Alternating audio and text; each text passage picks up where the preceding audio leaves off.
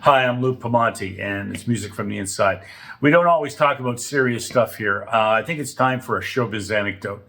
So, 1980, 1981, I'm touring with Blood, Sweat, and Tears with David Clayton Thomas. We're in South Africa touring, and our trumpet player, Bruce Cassidy, falls in love with a girl, decides to stay in South Africa, and leaves our band. So, Clayton calls Mick Gillette, who is one of the original members of Tower Power, lead trumpet player, fabulous player. And he asks Mick to leave Tower Power and join Blood, Sweat, and Tears. So to make a long story short, Mick does that because Clayton is offering him substantially more money than he's making with Tower. So he comes with us. He plays with us for about a month. Clayton breaks the band up. Mick loses the gig in Tower Power for the rest of his career. They never take him back. Pretty brutal. But in that interim, when Mick Gillette left Tower Power in early 81, my good buddy and possibly my best friend, Rick Wychesko, a trumpet player from Toronto, was asked to join Tower Power. He had met Doc at a Toronto recording session. He was making an album up here and he loved Rick's playing. Rick was a real strong player. And so Rick joins Tower Power. So he comes home from one of the tours and he tells me this story. And the story is the Rolling Stones are on tour. It's 1981 and they're playing the big place in San Francisco. I think the Cow Palace, I'm not sure.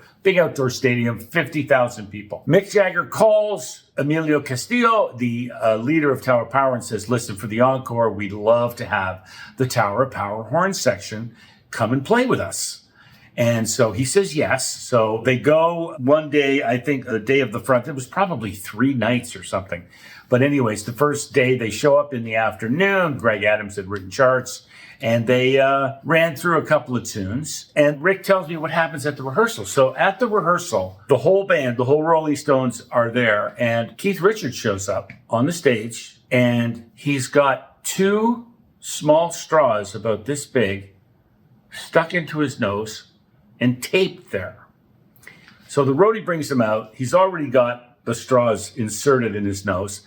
The roadie comes out, and on the back of the head of Keith's amp, he puts a whole bunch of Coke on the top of the amp head. So Ricky said that during the rehearsal, they would be running one of the tunes, and as he was playing, Keith would just walk back towards his amp, and he already had the straws inserted, and just do a couple of lines. And then he'd play more, and then about 5 minutes later, he'd walk back, and it's so he wouldn't have to stop playing. So anyways, that's weird enough, but showtime. Okay, so the show's over, the regular show is over, and the finale starts, and they open the curtains, and ta-da, the Tower Power, the hometown Tower Power horn section is playing with the Stones. Crowd goes crazy. So they play the 3-song encore. The curtains close. Rick said Keith Richards literally went like this.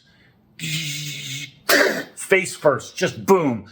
2 roadies instantly run up, grab Keith under his arms, drag him off stage for about 45 seconds. And after 45 seconds, Keith comes running back out on stage.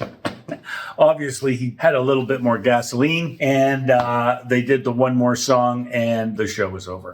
There's more to this story, but you get the general gist of it, and that's rock and roll.